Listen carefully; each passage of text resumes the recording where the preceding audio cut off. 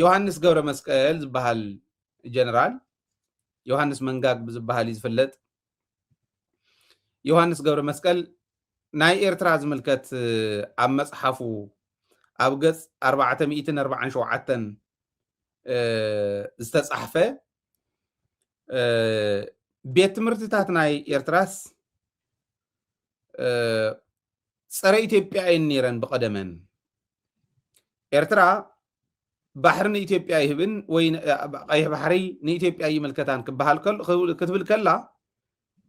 ተወለዶ እውን ከምኡ እንተኢሉስ ዝምረረ ኣይኮነን ሻዕብያ ኮነ ኢሉ ከምኡ ገይሩ ይሰሪሕዎ ይብል እሞ እዚዩ ኢትዮጵያ ከም ባዕዳዊት ገዛኢት ገይሮም እዮም ዝቆፅርዋ ነይሮም ካብ ሳሕል ካብ ናይ ሳሕል እምባታት ስካብ ዓዲ ሃሎ ስካዕ ቤተ መንግስቲ ዘሎ ናይ ትምህርቲ መዋቅር ኩሉ ናይ ካድረታት ስራሕቲ ኩሉ በዚኡ ዝውቀር ነይሩ ግን ኤርትራ ኣካል ኢትዮጵያ ነይራ ይብል ንምንታይ እዚ ልዕልየ ትማሊ ኣውዚ መፅኦም ኤርትራውያን ኖ ኤርትራ ኣካል ኢትዮጵያ ኮይና ይትፈልጥን ይብሉ ስለ ዝነበሩ ኣነ ሓንቲ ቪድዮ እውን ናይ ወልደ ኣብ ወልደ ማርያም ርየ ነይረ ኤርትራ ኢትዮጵያ ኣካል ኢትዮጵያ ኮይና ይትፈልጥን ዝብል ለዚ ንሱ ግን ኣብ መፅሓፍ ኣስፊርዎ ኣሎ ኣብ መፅሓፍ ምስፋሩ እሞነት መፅሓፍ ንሱ ስፖንሰር ምግባሮም ናይ ኢትዮጵያ መንግስቲ ንምንታይ ይመስለኩም ኣብ ሕልና ወለዶታት ክሽከል ንስሞ እኛ ባናረገው ልጆቻችን ያረጉታል ያልነው ዝወል አብይ አሕመድ ንስዮም ሰርሑ ዘሎ ንሕና ይንኽእለሉን ኤርትራውያን እውን ይኽእሉን ዘካይዳ እዚ ኤርትራውያን እውን በቃ ንቅድሚት እያ ይምፁን ደሞ ክንሪኦም ተዘይኮይኑ ከምዚ ዓይነት ናይ ፕሮፓጋንዳ ናይ ትምህርቲ ገለ ስራሕቲ ይኽእሉን ኤርትራ ናይ ኢትዮጵያ ባዕዳዊ መግዛእቲ ዝተፈጸመላ ባዕዳዊ መግዛእቲ ኣኔራ እምበር ኣካል ኣይነበረትን ይብል ብዙሕ ጉድኣት ከዓብፂሓትላ እያ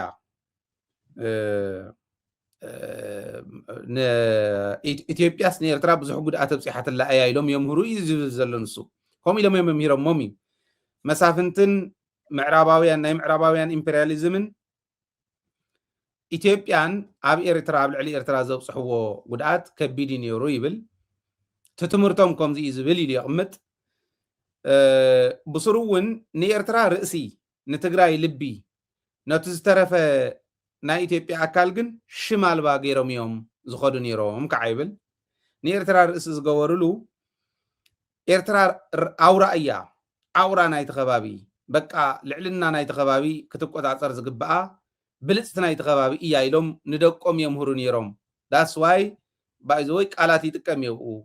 ተንቢብኩሞ ንዘንበብኩሞ ብደንቢ ክብርሃልኩም እንታይ ይብል ከም ዘለኹ ጀህራማት ኮይኖም እዩ ዝብል ከምኡ እንዳወልዮም መምፅኦሞም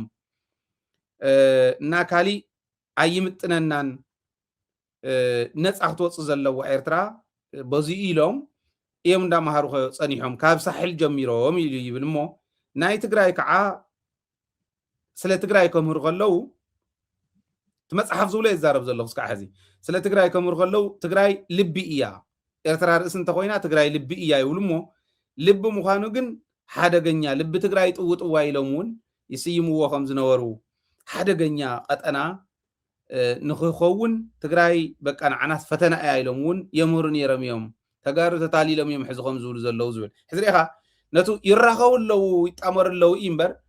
ሕዚ ኣይኮነን ተቃሊሱ ዮሃንስ ገብረ መስቀል ቅድሚኡ ዘይፅሕፎ ዝኩሉ ዓመታት ከፍ ኢሉ እናሃለወ ኮነ ተባሂሉ እዚ ክገብር ከሎ ግን ወል ኤርትራን ኢትዮጵያን ተባኢሰ ነብ ዝነበራሉ ገጢመ ነብ ዝነበራሉ እውን ክፅሕፎ ነይሩ ናይ ባእሲ ግዜ ነይርቱ ናይ ኣይሰላም ይኩናት ተባህለ እውን ኣብኡ ይፀሓፎን ኮነ ተባሂሉ ይስራሕ ከም ዘሎ ግን ራእዩ ነቲ ካሊእ ማሕበረሰብ ኢትዮጵያ ግን ሽም ዘየውፅሉ ኣብ ትምህርቶም ኣይምጥነናን ኢሎም ስለ ዝሓስብዎ ኣንደርማይን ስለ ዝገብርዎ እዩ ኢሉ ጠቅላላ ምስ መላእ ኢትዮጵያውያን ከልዕል ዝኽእል ነገር ይገብር ማለት ህፃናት በቱ ግዜ ንሱ ዝነበሩ ቀይሕ ዕምበባ ዝበሃሉ ኣብ ሳሕል ከባቢ የምህርዎም ነይሮም ኢሉ እውን የቕምጥ እዚኦም ደቂ ተጋደልቲ ገለ እዮም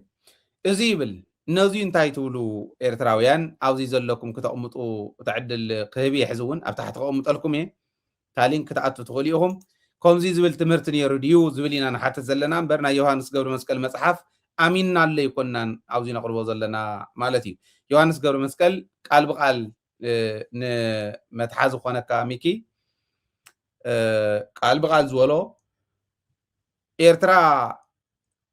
ኤርትራን ኢትዮጵያን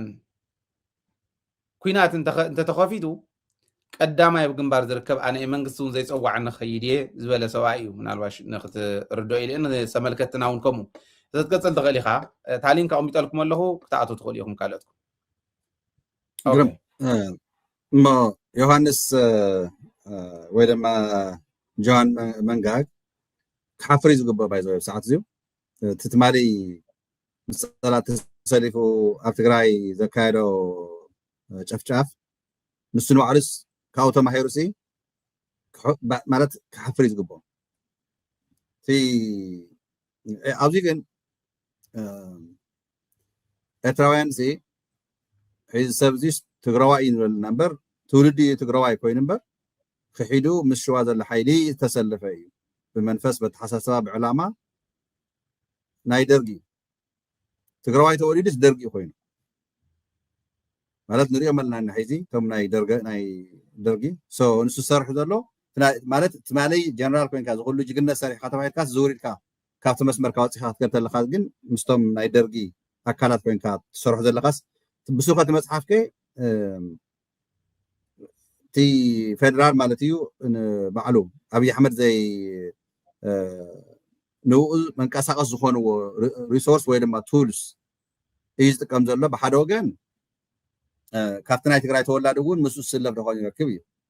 በዚ ጌታቸው ዋፊሩ ኣሎ በቲ ጀነራል ዘውዱ ተዋፊራ ኣላ ወደን ጡር ትማል ርኢናዮም ኢና እኔው ካልኦት እውን መዓት ኮራኹር ማለት እዩ ስለዚኦም ኮራኹር ከተምፀብ ተለካ ናብ ሓደ መጨረሹ እቲ ውድቀቶም እዩ ዘርእየካ እምበር እቲ መፅሓፍ እሱ ስለ ዝፀሓፈ ኣብ ብዙ ናብ ስምዒታት እዮም ኤርትራውያን ነዚያትሲ ብጥበብ ተረዲእና እቲ ዕላማ እንታይ እዩ ኢና ክርደና ዘሎ መጀመርታ እንታይ ደልዮም እዮም ከም ዝገብሩ ዘለዉ ንምንታይ ሒዝ መፅሓፍ ሓደ ንሕና እውን ተገንዚብና ነቲ ህዝቢ ያው ኤርትራውያን ኣትዮምን ሓሳብ ተዝብሉ ፅቡቅ እዩ ግንስ ፀላእቲ ብተጋሩ ገይሮም ኣጀንዳ ከመይ ዝፈጥሩልና ዘለዉ እውን ኣነ ይርደአኒ እዩ ምክንያቱ ተዓንቶ ኣነ ዝበልክዎ ተጋሩ ብደገ ነውሽትን ዘለና ሰራዊት ውድብ ሕወሓት ዋላት ግዜያዊ ምሕዳር እውን ከም ግዜያዊ ምሕዳር ናብ ሓደ እንድሕር መፅኡ እንድሕር ተጠናኺርና ካብቲ ናይ ሰላም ምስ ኤርትራ ዘላቕ ሰላም ዶ ዘና ናይ ፅምዶ ሰላም እዙይ ናይ ሓደ ክመፅእ ተሎ ጨኒቃቶም እያ ዘላ ስለዚ ዮሃንስ መፅሓፍ ንምፅሓፍ እቲ ዝተንተንካዮ እውን ሓዊስና ክንሪኦ ተለና ውዒሎም ሓዲሮም ምን ልምማድ እዩ ዝስራሕ ዘሎ ህዝቢ ክለማመድ ኣብቲ ኢትዮጵያ ዝኒሄ ፋሕፋሕ ዝበለ ትግራዋይ ክለማመድ ህዝቢ ኢትዮጵያ እውን ክለማመድ ካብ ዳሕራይ ምስ ኤርትራ ውግእ እንተኸይዳ ሃገር ኢትዮጵያ በቃ ኣለካ ናትና እዩ ነይሩ ባሕርናስ ክንምልስ ኣድና ኢለሲ ሓቦ ንክኾኖ ዕላማስ ሒዝስ እታ ናይ ተጋሩ እንታይ ድያ መሲልኳ ተዓቕምና መቸም ስርጅር ገይሮም እንዲኦም ተዓቕምና ክወስድዋ ዘይኽእሉ ጥበብ ርእስና ዘሎ ተካይዳ ናይ ተጋሩ ሕዚ ብተጋሩ ገይሩ ግን ዝስዕር ዘሎ እዩ ዝመስሎ ዘሎ እቲ ፅቡቅነቱ ግን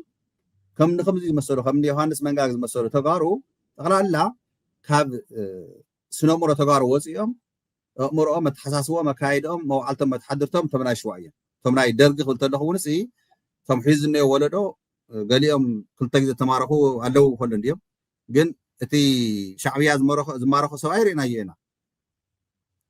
ማለት ባጫሲ ርኢናዮ ኣብ ናይሮቢ ሳዕስዑ ስዕሲዒት ብትግርኛ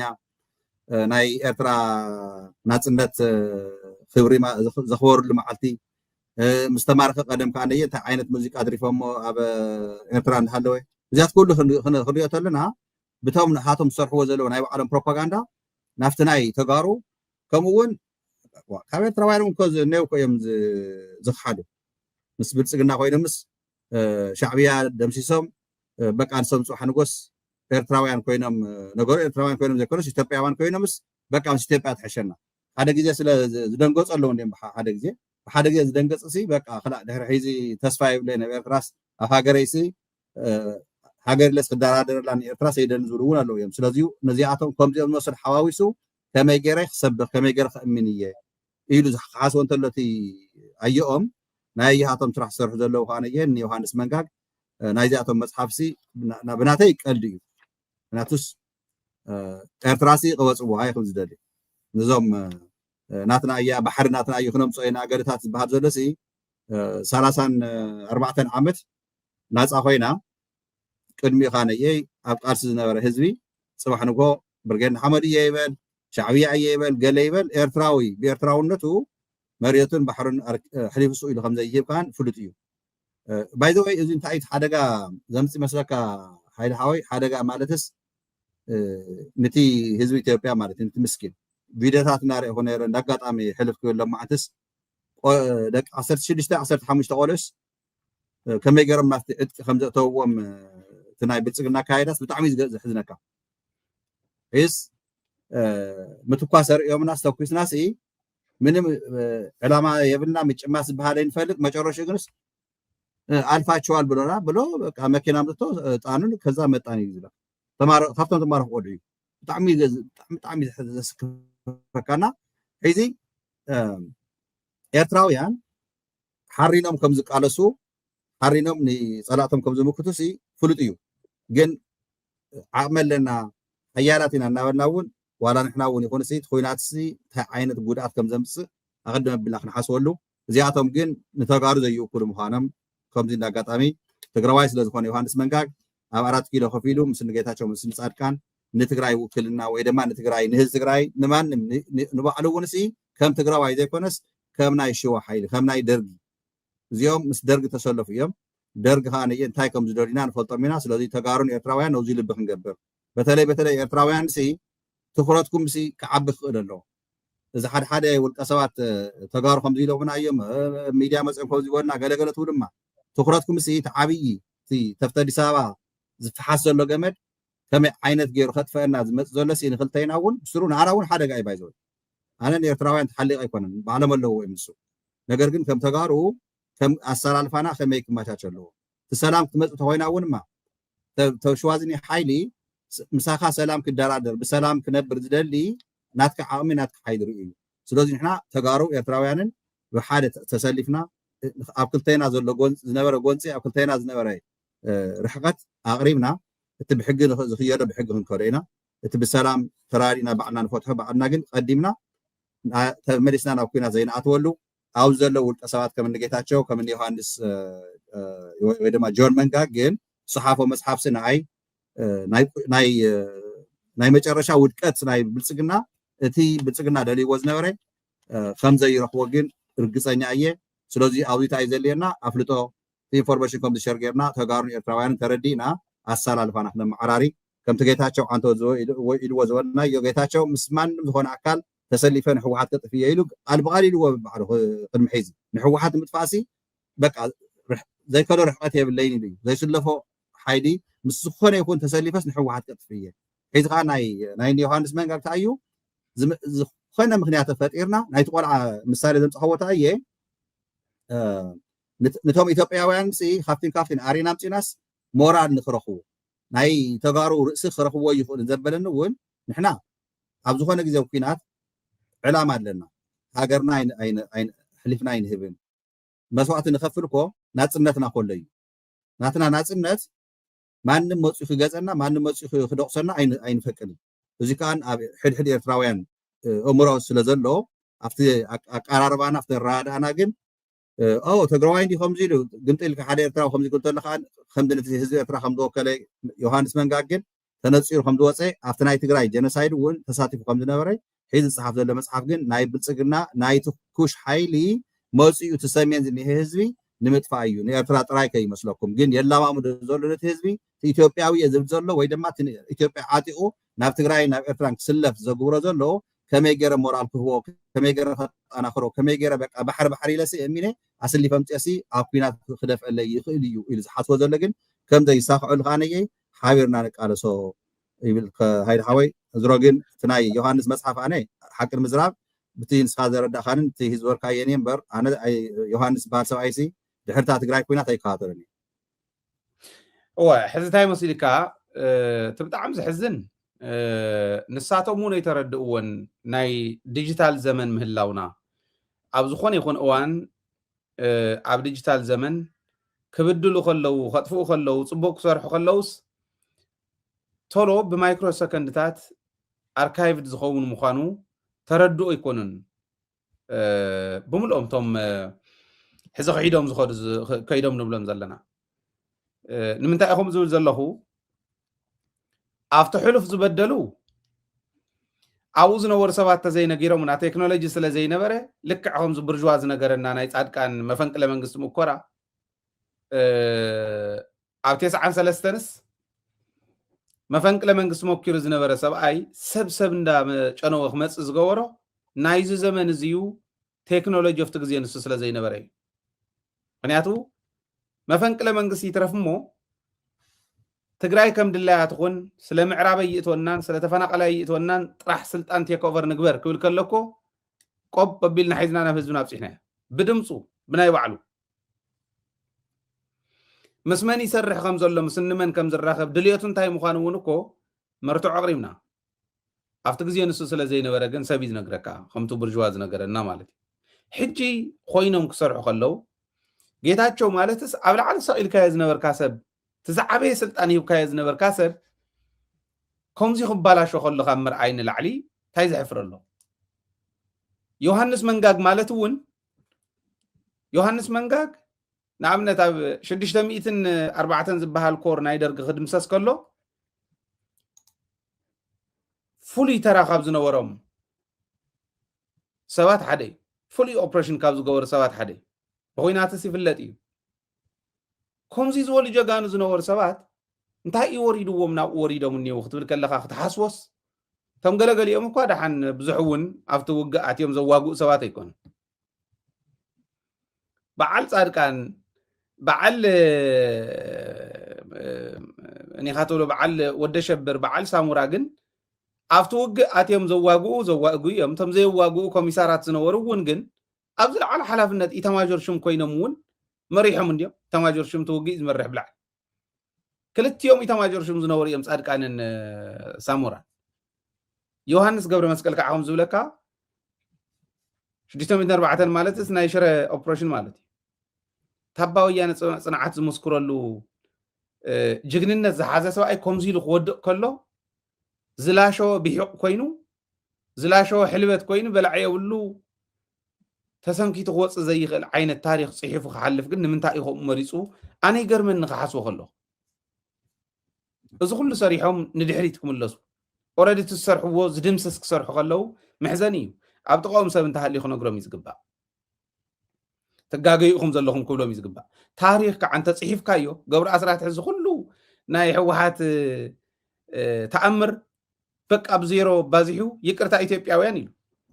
መፅሓፍ ፅሒፉ ብህልኽ እዩ ፅሒፍዎ እቲ መፅሓፍ ትቶን ባዕሉ ህልኽ እዩ ኣነ እምቢወይ እቲ መፅሓፍ ብህልኽ እዩ ፅሒፍዎ ኣብኡስ ገይሮሞ እውን ዋላ እንተኮይኖም ክወፅእ ዘይግብኦ ነገር ኣሎ ዶ የለን ኢሉ ፕሬዚዳንት ዝኣክል ዝነበረ ሰብኣይ ምምማይ ኣብይዎ ከይመስለካ ኢጎ ኢኹም ገይሩ በቃ ኣንነት ኢኹም ገይሩ ምስ ግለሰባት ዘለካ ኒሕ ታሪክ ህዝቢ ኣውፂኻ ክትሸይጥ ነውሪ እዩ ሕዚ ኣብዚ ናይ ኤርትራ ፅሒፍዎ ዮሃንስ ገብረ መስቀል እውን ዜርና ሕወሓት እውን ሓላፊት እያ ሻዕብያ እውን ሓላፊት እያ እቲ ህዝቢ ግን ናተተኻኽአ ኣብኡ ዝነብር ንክልቲኡ ህዝቢ ከናኽስ ይሞኪሩ ንኢትዮጵያ ጥራሕ ከይመስለካ ባሕሪ ንምርካብ ባሕሪ ክንረክብ ኣለና ክንቃለስ ኣለና ጥራሕ ኣይኮነን ትዘረቡ ክልቲኡ ህዝቢ እውን እዩ ዘናኽስ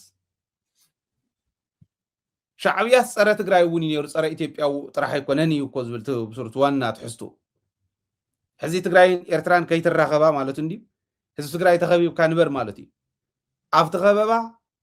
ዓርሱ ዝኸኣለ ናይ ባዕሉ ኸበባ ገይሩ ዝነበረ ሰብ ግን እዩ ዮሃንስ ገብረ መስቀል ክንዲ እዚኡ ከመይ ጌርካ ትወድቕ እዩ ትናተይ መውቀት ግን ምናልባሽ ናይ ባሕሪ እውን ነልዕል ስለ ዝነበርና ሓንቲ ፅቡቕቲ መልሲ ትኸውን ንኣንግዶም እሞ ትሕዝ ዘሎ ኩነታት ብደንቢ ገይሩ ዝርኢ ድሕሪኡ ናፍቱ ዝቕፅል ክንሰግር ሊሰራ አይችልም ያሁኑ በሰከነ ዲፕሎማሲ መፍትሄ ማግኘት አለበት በ60 ኪሎ ሜትር ርቀት ላይ ወይም በ40 ኪሎ ሜትር ርቀት ላይ ከቀይ ባህር ተገኝተን ነገር ግን በቀላሉ በዓለም ደረጃ እንዳንነግድ ከባህሩም ሪሶርስ እንዳንጠቀም አድርገውናል ልክ እንደ ሩቅ ሀገር ይሄ ህግ ዓለም አቀፍ ህግን መተላለፍ ነው የሚል ሙግት ያነሳሉ እኔ ኮንክሉድ ላደርግልህ የምችለው 60 ኪሎ ሜትር ርቅ 10 ኪሎ ሜትር ርቅ ያ ያንተ መሬት አይደለም ባህሩ ያ ወደቡ ያንተ አይደለም ያንተ ያልሆነውን በግድ ወስዳለሁ ካልክ ኃይለኛ ከሆንክ መውሰድ ትችላለህ። የኔ ነው አመለካከት። ደስ ይለኛል እኔ ነገ ጠዋት ነው ምጽዋን ብቻ አይደለም አሰብን ብቻ አይደለም ምጽዋና ጅቡቲን ብንጠቀለል በጣም ደስ ይለኛል። አሁን ቬሪ ግላድ። ነገር ግን እውነቱን ለመናገር ያህል ነው በዲፕሎማሲ ተስማምተህ ተወያይተህ ካልሆነ በስተቀር እኔ 60 ኪሎ ሜትር ነኝ 10 ኪሎ ሜትር ነኝ የሚለው ውሃ አይቋጠርም ለኔ። ኢትዮጵያ በታሪኳ እንግዲህ በግልጽ ነው የምንነጋገር። በታሪኳ ለብዙ ዘመናት የባህር በር የለንም ነበር። የምንጠቀመው ያው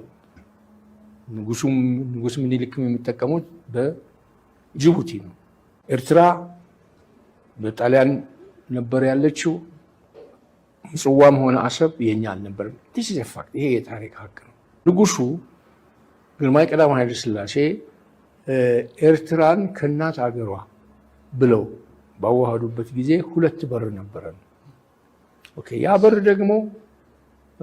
ሰላም አልነበረም። በጃንሆም ጊዜ ቢሆን ኤርትራኖቹ ይዋጋሉ።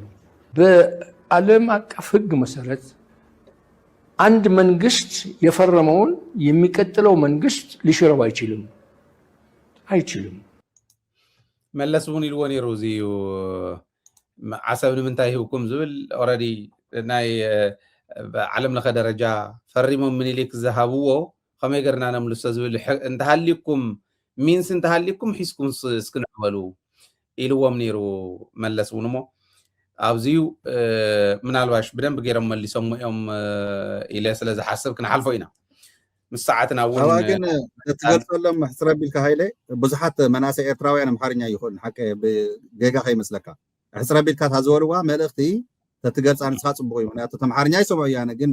ከማኻ ክትንትኖ ስለ ዘይክእል እዞም ሰብኣይ እዚኦም ተሓቂ ኣውፅኦም ኣለው እዮም። እዚኣ ግን ሕፅረ ቢልካ ንኤርትራውያን መልእኽቲ ሕልፈሎም እዋ ምንም ሓፃር እያ እታ መልእኽቶም ዞም ሰብኣይ እኮ ትመሬትሲ 60 ኪሎ ሜትር ኢና ንርሕቕ 50 ኪሎ ሜትር ኢና ንርሕቕ ኢልካ ናይ ሰብ መሬት ክትምነ ይትኽእልን 10 ኪሎ ሜትር እውን እንተዝኸውን ትርሕቐት እትዩ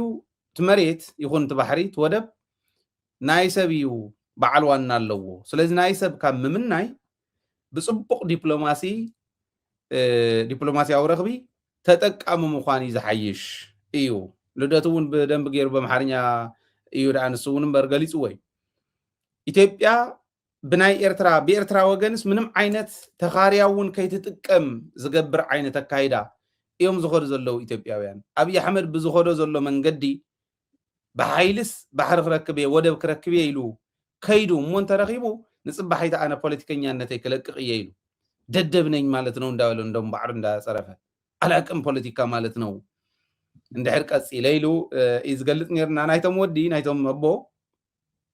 መልእኽቶም እቲ መንገዲ ንሱ ትኽክል ኣይኮነን። ብዲፕሎማሲ ምጥቃም ይሓይሽ እምበር ብሓይሊ ስለ ዝወሰድካዮ ሓይሊ ክረክብ ከሎ መፂኡ ክወስዶ እዩ። ምክንያቱ ናቱ ስለ ዝኾነ ኢት መልእኽቶም እና ኣይ ቲንክ ብደንቢ ሕፅረ ኣቢለ እዚኣ ክብል ዝኽእል እታ መልእኽቲ ብደንቢ ድልድልቲ እውን ስለ ዝኾነ ናብቲ ዝቕፅል ክንከድ ከለና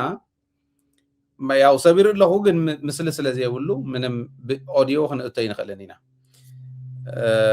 እሺ ኣይ ቲንክ ምስሊ እውን ከፊት ኣሎ ሓሳብ ኣብዚኣ ክንቅበሎ እሞ ሕፅረ ኣቢልና ሰዓት እውን ስለ ዘየብልና 5 ደቂቓ ክህቦ ድሕሪኡ ክንቅፅል ኢና። ሰላም ሰላም ሰላም ሃይለ ይተሓደዩ ኣልሃመይ ትውዕል እወ ናህና ከመይ ውዒልኩም እዩ? ሰላም ሰላም ከመይ ትኸውን? እሺ ካስለ ዘለኸ ኣስመሮም ይኒ ሓቂ እወ ስመሮ ዕቁባ ይበሃል ካብ ኡጋንዳ ካምፓላ ሕራይ ቀፅል። እሺ ፅቡቅ ማይክል እኳ ኩሉ ግዜ ካብዚ መደብካ ተምፃኻ ፅቡቅ ብጣዕሚ ዘገድስ ሰብ ወላ ተተሓሳስቡ ኩሉ ነገር መፂኻ ማለት እዩ። ኣነ እንታይ ከም ሓሳብ ናተይ ዘለኒ ምክንያቱ እንታይ ዝበሃል ዘራርባ ዝጠፈሸ ነገዳይስ እንታይ ርኢ ማለት እዩ ወረቐት ይርኢ ተጠፊሽካ እንታይ ትርኢ ማለት እዩ ናይ ዝሓለፈ ጥፍሽና ዘለካ ማለት እዩ ገንዘብካ ትርኢ ማለት እዩ ካብ ዘለቃሕካ ይድገል ሕጂ ኣብ ዝጠፈሹ ሰባት ንዛረብ ተረእ ሃሊና ቁርብ ልክዕ ሰብ ትንቕሓት ክህልዎ ግዴታ እዩ። ፅቡቅ ሓሳብ እዩ ምናልባት ኣብ ኢትዮጵያውያን ዝደጋገም ሓሳብ እንታይ ኣሎ ኣብ ሓላፍነት ምስ መፁ እዚ ናሃትናይ እዚ ናሃትናኒ በዚ ምትዕማፅ ዝበሃል ነገር ማለት እዩ ንሕና ከም ኤርትራውያን ምናልባት ብቐረባ ኸ ተጋሩ ማለት እዩ ብሕጂ ዝመፅእ ሃገረ ትግራይ ንበል ዘይገድስ ማለት እዩ ኩሉ ኢኻ ግዴታ ማለት እዩ ንዋላ ኣነ ከም ናሃተይ እኳ ተሓሳስባ ምናልባት ዝምፍልላይ እዚ መግዛእቲ እኳ ዘምፆ እንተኾነ ኣብ ሙሉእ ኣፍሪቃ ማለት እዩ ከም ናሃተይ ተሓሳስባ እዩ እቲ መግዛእቲ ዘምፆ እኳ እንተኾነ ግን ከም ጎረባብቲ ከዓ ተኸባቢርካ ክትነብርን ተሓጋጊዝካ ክትነብርካ እቲ ዝበለፀን ዝሓሸን እዩ ማለት እዩ ናይ ሓቂ ዝብለካ ገዛእቲ ግን ከፋፊሎምና ገዛእቲ ተኸፋፊሎም ከዓ ኩሉ ግዜ ኣብ ሓሳብካ እንታይ ኣሎ ናሃቶም ኣጀንዳ ተሰኪምካ ክትኸይድ እምበር ናሃትካ ሓደ ፍልፍል ዝኾነ ወይ ሓደ ሓሳብ ኣይተምፅን ኢኻ ምክንያቱ ንህዝብካ ዝጠቅም ማለት እዩ ከም ሰባት ንሕና ሓለፍቲ ኢና ዝኾነ ሰብ ማለት ሓላፊ እዩ ዋላ ሓንቲ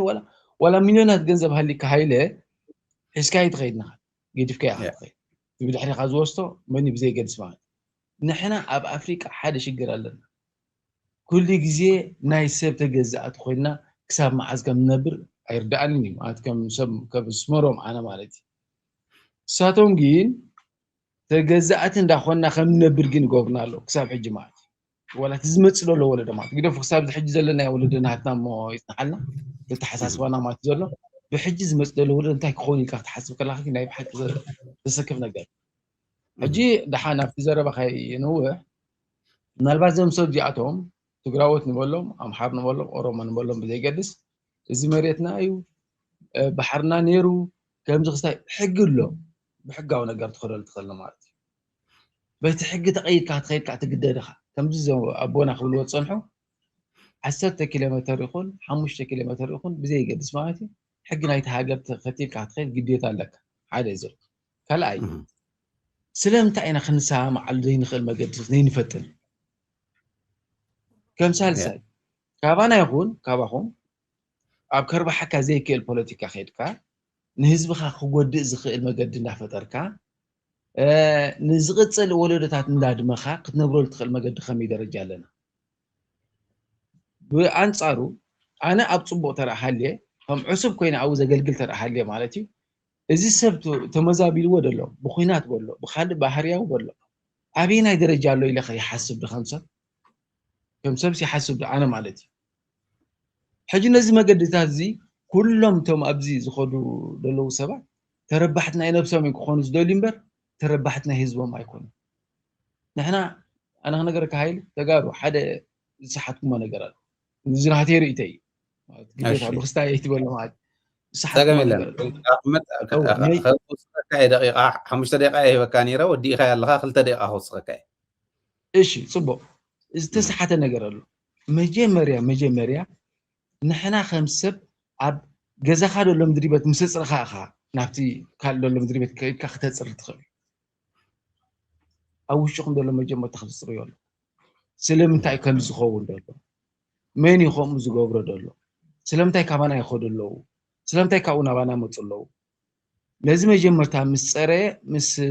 ፅቡቅ ጌርካ እቲ ጉርዲ ዝበሃል ከም ወዲ ሓረስታይ መጠን ከም ኣንኻ ከም ወዲ ሓረስታይ ማለት ኣብ እኽልስ ጉርዲ ዝሓልፈካ ኣሎ ማለት እቲ ጉርዲ ዝሓልፍካ ግዴታ ኻ ፀፂኻ ዲኻ ቢልካ ጠለበጊዕ ድዩ ወላ ንእንስሳ ክትህቦ ትግደድ ኢኻ ማለት እቲ ኣብ ውሽጢኻ ደሎ መጀመርታ መይፅረይ ንሶም ምስ ፀረዩ ንሳቶም ከዓ ፅቡቅ ገይሮም ምስ ተመመዩ ድሕሪ ደሎ ነቲ ዝረሓቐ ደሎ መገዲ ክትርኢ ትግደድ ማለት እዩ ነዚኣ ኸ ይገበርኩ ምናልባት ብቀረባ ንሕና ኣለና ማለት እዩ እንታይ ይጥቀም መንግስትና ወይ እንታይ ይጥቀም ህዝቢ ኤርትራ ብቀረባ ትፈልጥዎ ማለት እዩ ሕጂ ከምዚ ክብለካ ኣይከኣልኒ ትፈልጣ ይፈልጥዎ እዮም ኩሎም ኣሕዋትና ማለት እዩ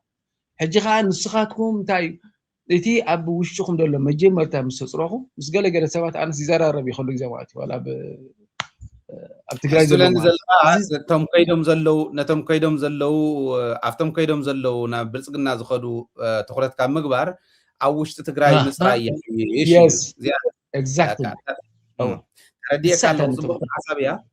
ፅብቕቲ ሓሳብ እያ ግዜ ግን ትኸደና ስለ ዘላ ኣብ ካሊእ ግዜ ክእትወ ኣብ ካልእ መዓልቲ ፀገም የብሉ እንዳሓን ኣረሽ ይኽብረለይ 15 ደቂቃ ኣለዋና ኦቨርላፕ ከይገብረና ናይ ቴሌቭዥን تاني مودعتا حسابنا تاني مودعتا نتبي فيزا تملكتها نبزحت تقارو عب استفعل عليها هاجر زلو بدنبي نوت غيرمو خصقن حزلوهم ኢንቨስትመንት እንተኾይኑ ዓድኻ መጀመርያ ግን ዓድና ብደንቢ ትንደልዮ ዓይነት ቅጥዒ ቅርፂ ክትሕዘልና ትንደልዮ ዓይነት ናፅነት ክህልዋ ዲሞክራሲ ክህልዋ ልምዓት ክህልዋ ክንሰርሕ ኣለና ኣብ ዓድና እንተዘይሰሪሕና ፅቡቕ ፅርግያ ክህሉ ኣሜሪካ ፅቡቕ ፅርግያ ክህሉ ኣውስትራልያ ናይ ኣውስትራልያን ናይ ኣሜሪካን ፅርግያ ግን ታወና መዕለቢታ ናይ መወዳእታ መዕለቢትና ኣይኮነትን ታወና ዓድና እያ ዝብል ርድኢት ክሕድር ገይርኒ እንታይ ንሱ ናይ ኣሜሪካ ብዝሓለፈ እውን ርኢናዮ ኢና ብዙሕ ምድጋም እውን ኣይከድልዮን ኣሜሪካ ይጥሩ ዘለው ሰድዎም ዲፖርት ይገብሩ ኣለው ዋላ ግሪን ካርድ ዘለዎም ሓደ ዓይነት ፀገም ከም ዘጋጠሞም እቲ መረዳእታ ረኺበ ኣለኹ እንዳኣረዩኩም ሰድዎም ማለት እዩ ዜጋ ግን ኣይሰዱን እዮም ዜጋ እንተኾንካ ዜጋ ኢኻ እዩ ሶፋር ፅባሕ ንጎ እንታይ ከም ዝመፅእ ግን ኣይንፈልጠን እዩ ሕዚ ሬጅናል ሴኩሪቲ ስትራቴጂ ከም ዘለዎም ናይ ኢስት ኣፍሪካ ናህና ኣብ ናህና ክንመፅእ ከለና ንኣብቲ ናይ ባዕሎም ናሽናል ሴኩሪቲ ስትራቴጂ ውሽጢ ናይ ኢስት ኣፍሪካ ዝርኢሉ መነፅር እንታይ ከም ዝመስል ቀዳማይ ርኢናዮ ኢና ናይ ቴምፖራሪ ፕሮቴክሽን ሰርቪስ ዝህብሉ እውን ርኢናዮ ኢና ካልኦት እውን ከምኡ ቪዛ እውን ጎልደን ቪዛ ዝበሃል 1 ሚልዮን ዝኽፈሎ ቪዛ እዩ ኣክሰስ ክርከብ ድሕሪ ሕዚ ናይ ሃፋትም ዓዲ እዮም ገብርዋ ዝደልዩ ኢንቨስትመንት ክስሕቡ እዮም ዝደልዩ እምበር ድኻ ዝቕበሉሎ ይክሉን ትድኻ ዓዱን ድሕር ዘየልምዑ ዓዱን ድሕር ዘይቀይሩ ኣሸጋሪ ክኸውን እዩ ዋላ ኣሜሪካ እውን ማለት እዩ ናይ ቴምፖራሪ ፕሮቴክሽን ዝነበሮም ኦልሬዲ 5000 ዝኾኑ ክምለሱ እዮም ይበሃል ኣሎ ተጋሩ እውን ክህሉ እዮም እቶም ግሪን ካርድ ዝነበሮም ግን ይተሓዙ እውን ስለ ዘለው ፀገማት ከጋጥሞም ይኽእል እዩ ኣውስትራልያ እውን ሕዚ ተውፅኦ ዘላ ንኣብነት ናይ ኣውስትራልያ ንሕዚ ናይ ሄት ስፒች ዝምልከት እዩ ኣብ ዝኾነ ናይ ፅልኢ ዘረባ ኣብ ማሕበራዊ ሚድያ ይኮነ ኣብ ካሊእ ዝገብሩ ሰባት እንተሃልዮም ነዚኦም ቪዛ እስካዕ ምንጣቕ ክጅምር እየ ኢላ አንታይ ሴሜቲክ ሙቭመንት ይግበር ነይሩ እዩ ኣውዝዩ እስራኤላውያን እውን ተቐቲሎም እዮም ሰሙን እዚዩ ቦንዳይ ዝበሃል ቢች ብጣዕሚ ፍሉጥ ቢች እዩ ብኣውስትራልያ ዓብዪ ቱሪስት ዴስቲኔሽን እዩ ዝገርም ቢች እዩ ሕዚ ኣብዚ ቢች እዚዩ 15 ጁሽ እዮም ተቐቲሎም 15 ሓደ ኣቦን ወድን እዮም መፅኦም ቀቲሎሞም እቶም ኣቦን ወድን ተቦ ተቐቲሉ እዩ ትወዱ ግን ተሪፉ እዩ ትወዱ ክሕተት ከሎ ምስ እዞም ናይ ግብረ ራዕዲ ሓይልታት ረኽቢ ከም ዝነበሮ ኣብ ፊሊፒንስ እውን በፂሑ ከም ዝተመለሰ ብኡ ከም ዝሓለፉ ገለመለ ዝብል ተረኺቡ ግን ዋና ኬዝ ዝኾነ ሴሜቲክ ዝኾኑ ንኽእተሉ ምክንያት ዝኾነ ንሳቶም ታርጌት ተገይሩ ዝመፀ አንታይ ሴሜቲክ ሙቭመንት ነይሩ እዩ እሞ ነዚ ጠጠው ክተብሉ ወይ ከኣልኩምን ናይ ፅልእ ዘረባ እናተገበረ እናሃለወ ንምንታይ ጠጠው ዘይተብልዎ ዝብል እዩ ሓቲቱቱ ኮሚኒቲ ናይ እስራኤላውያን ኣብዚ ማለት እዩ እዚ ምስ ሓተተ መንግስቲ ብጣዕሚ ዓብዪ ዲዛስተር ስለ ዝኾነ ኣውስትራልያ ሴፈስት ትበሃል ዓዲ እያ ኣብ ዓለም ሴፍ ካብ ዝበሃላ ሃገራት ሓንቲ እያ ኣብ ቅድሚት ዘላ እያ ሕዚ ግን ከምዚ ዝበለ ክበፅሓ ከሎ ቶ ሄት ስፒች ኢንከሬጅ ንገብርን ጥራሕቲ ኣይኮነስ ከምዚ ዝበለ ቅፅዓት ክንገብር ኢና ቪዛ እስካዕ ምምንጣል ዝብል እውን ኣሎ ኣነ ሕዚኦም ብምልኦም ሄት ስፒች ክግበር የብሉን ብፍላይ ከምቲ ናይ አንታይ ሴሜቲክ ዓይነት ዝኽየድ ዝነበረ ዓብዪ ዲዛስተር ከምፂ ይኽእል እዩ ትኽክል እዩ ነገር ግን ዓድኻ ምህናፅ ዲፖርት ተገበር ኣብ ካሊእ ዓዲ ኮንካ ስራሕ ብዘየገድስ ዓድኻ ምህናፅ እዩ ትዋና እዚ ብደንቢ ክርድኦ ዝፈናቀል ዘሎ ከካብ ከባቢኡ ሸይጡ ገዝኡ ሸይጡ ብዕራዩ ሸይጡ ጤሉ ሸይጡ ንስዑዲ ዝኸይድ ንኣሜሪካ ክመፅእ 4 ሚልዮን 5 ሚልዮን ክበካ እንዳበለ ሚልዮናት ሂቡ ንኣሜሪካ ዝኸይድ ኣሜሪካ ምኻድ ገነት ዝመስሎ እተሓሳስባ እዩ ንድሕሪት ብደንቢ ኣሪምና ክንከይድ ይገብረና እዩ ኩነታት ከምዚ እዩ ዘሎ ሓበሬታ ኣብፅሕና ኣለና ግን ዓድና ምህናፅ ካብቱ ስደት እውን ተሰዲድካ ክትምለስ ከለካ ትነብረላ እውን ስለ ዝኾነት ኣብኡ ነትኩር ዝብል መልእኽቲ ንምሕላፍ እዩ እዚ ዝበልክዎ እታ ሰዓት ከይትድረመና ንዓኸም ተወሰነ ክገድፍ بقص الميك جرم حصاري أنا تي فيزا تي مالت هاجر تهنس تخوينكا ناهزوها لبي اختصاص لك بهراونت هاجرነት እዩ ከተማዓራር ኣለካ ኣብ ውሽጥኻ ኮይኑ ናብ ቴሮሪዝም ናብ ዝኾነ ወንጀላት ዘማዓዱ ኣካል ብሶሻል ሚድያ ብተፈላለየ ነገራት ዘንፀባርቕ ነገር ዜሮ ቶለራንስ ዝበሃል ስርዓት ክፍጠር ክኽእል ኣሎ ባይ ዘ ወይ ኣሜሪካ ድሕሪ 9/11 ንብሎ ብዙሕ ነገር ተማዕራሪ ብዙሕ ነገር እናተቐየረ ይመፅእ ኣሎ ሒዙ እውን ንሪኦ ኣለና እቲ ናይ ቪዛ ጉዳይ ንኣብነት ኣብቲ ናይ ኣሜሪካ ዝርአ ቦታ እዩ ዘሎ ሲ ንኣውስትራልያ ዘይጋ ዝኾነ ናይ ኣሜሪካ ቪዛ ክሓትት ኮይኑ ሲ ናይ 5 ዓመት ሶሻል ሚድያ ኣክቲቪቲ ዝፅሓፎ ነገራትስ ዲስክሎዝ ክገብር ኣለዎ እዩ ዝብል ኣውስትራልያ እውን ናይ ባዕሉ ሕጊ ጥራሕ ኣይኮነትን ንሳ ጠቕላላ ድሕሪ ሕዚ ምስታ ናይ ጎልደን ቪዛ ተሓሒዞም ዘውፅዋ ቢበያ ነይረ ምልእቲ ጠቕላላ ናይ 5 ዓመት ናይ ኢሜይል ናይ ፌስቡክ ካልእ ናይ ማሕበራዊ ሚድያ ዝበሃል ብምልኡ ናይ 5 ዓመት ተሎ ስልኪ ከርዩ ኣለዎም እዩ ዝብል ፋሚሊ ሂስትሪ እውን ክረአ ኣለዎ ገለ መለ ይብል ካብቶም 42 ሃገራት ወፃእ ዘለዋ ጃፓን ጀርመን ኢንግላንድ ምንን ተወሰና ሃገራት ኣለዋ ተጠቂሰን ካብ 42 ሃገራት ወፃእ ዘለዋ ብምለን ካብ ናይ ዓለም ሃገራትስ 42 ጥራሕ እየን ተንሱ ዘይገብራ እንደውም ብፓስፖርት ጥራሕ እውን ንኽኣታ ዝፈቀደለን ብዘይ ቪዛ ንኽኣታ ዝፈቀደለን ተረፈ ግን ብምልኡ ኢንክሉዲንግ ኣውስትራልያ ማለት ብምልኡ ሶሻል ሚዲኡ እንዳተፈተሸ ክኣቱ ትኽክል ኢኻ هو ናይ ፕሬዚደንታል ኤግዜክቲቭ ኦርደር ንኹም ተገይሩ ናይ ታሽሙ ብዙሓት ሃገራት እውን ምስሩስ ናብ ኣሜሪካ እምነት ዘይብለን ከያእትዋ እውን ትኸልከል ኣለዋ እየን ዘሮ ግን ናይ ኣውስትራልያ በይና ዝጠቐስኳስ ከማ ትብል ናይ ኣውስትራልያ እናገናት ናይ ኣውስትራልያ ግን መንግስቲ ናይ ኣውስትራልያ ከም ታዝበልካያ ፀገም ምምፃኣ ኣብቲ ኣውስትራልያ እውን ትሕጊ ክርዎ ከም ዘለዉ ሲ ኣብነት ንኾነና ሞ ንሕና እውን እቲ ኣጠቓቕማ ናይ ሶሻል ሚድያ ተካይዳና ክነመዓራሪ ከም ዘለና ካብዚኣትስ ትምህርቲ እንታይ ንወስድ እዩ እቲ ነጥብ ተረዳእኽዎ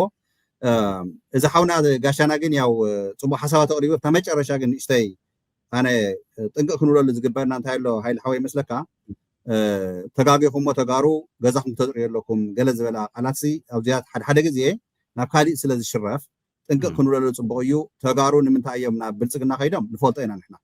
ስለዚ ኣብኡ ማዕዳ ምክሪ እንተኮይኑ ኣካይዳ እውን ምዕሪ እናበልና ምክንያቱስ ናብ ካሊእ ስለ ዝወስደና እዩ ዳሕራይ ተናድደ ትግራዋይ ስለ ዘለና ጋና ትግራዋይ እውን ኣብ ቅርሕንቲ ስለ ዝፀናሕና ሓደ ትግራዋይ ምፅኡ ኢሉ ወይ ድማ ሓንቲ ትግራዋይ ትምፅእ ኢላ ከዓ ነየስዋ ኤርትራውያን ዳ ከምዚ ንምንታይ ዝገብሩ ዘሎ ንምንታይ ካብ ሃገሮም ይወፁ ኣለው ንምንታይ እዩ ከምዚ ዘይምኾነ እንድያ ትኽክል ኢኻ ግን ኣነ ንዓይ ይዕርየሉ ከምዚኣ ዝብል ወሲደ ኣለኹ ኢለየስ ትኽክል ምስ በለ እቲ ሓሳብ ንሳ እያ ዝብል ወስድ ኣለዎ ትሰማዓይ እውን ኩሉ ኣሪሙ ዝመፀ ይኮነ توكل هو هاي نقصان هي نامص اون كساتف نسون كالتون كساتف تلوسي تحتسي زعوا نايتا بحرين يا نيرا ويلم ግን afta ናይ ውሽጥና ጉዳይ ምጽኽ እንተናስ ኣውስ ንሽተይ ጥንቃቐስ የድልየና እዩ ኣጋላልፃ ኣነ ሒዚ ትህዝስ ናብ ሓደ ከመይ ነምፃ እዩ ከመይ ንራዳዳ እዩ ዘሎ እምበር ኣነ ሒዚ ጥልቕ ኢለ ናብ ኤርትራ ፖለቲካ ተኣትየ እንታይ ዓይነት በትሪ ከም ትዋጣወጥ ይፈልጣ እየ ሰብዚ እውን ትኽክል ኢኻ ኣይ ቲንክ ኣነ ዝወሰድ ኩሉ እንታይ መሲልካ ከምዚ ከይዶም ጌታቸው ከምዚ ኢሉ መንጋግ ከምዚ ኢሉ ገለ ክንብል ከለና ሲ ንቀደም ንሳቶም ንምሕታት ንዕኦም ክተርክብሎም ድሕር ኮይንኩም ታብ ውሽጢ ዝኒሃ እንደ ድልድልዋ ዝብል መልእኽቲ ጥራሕ ይወሲደሉ ካብኡ ወፃእ ዘሎ ናይ ኣገላልፃ ጉዳይ እዩ ኢለ እየ ሓሲበ ሰመራይዝ ዝገበር ኩሉ እውን ማለት እየ እና ትትብሎ እውን ገርም እዩ ትንሱ ዝበሎ ከምቲ ኣመነ ሰመራይዝ ገይረሉዎ ዝበሎ እንተኮይኑ እውን ምንም ብዙሕ ናብ ካሊእ ዝወስደ ኣይኮነን ኣየናይ ፄርና ናበየናይ ከብፅሓና ይኽእል ዝብል ብደንቢ ሓሲብና ክንከዶ ስለ ዘለና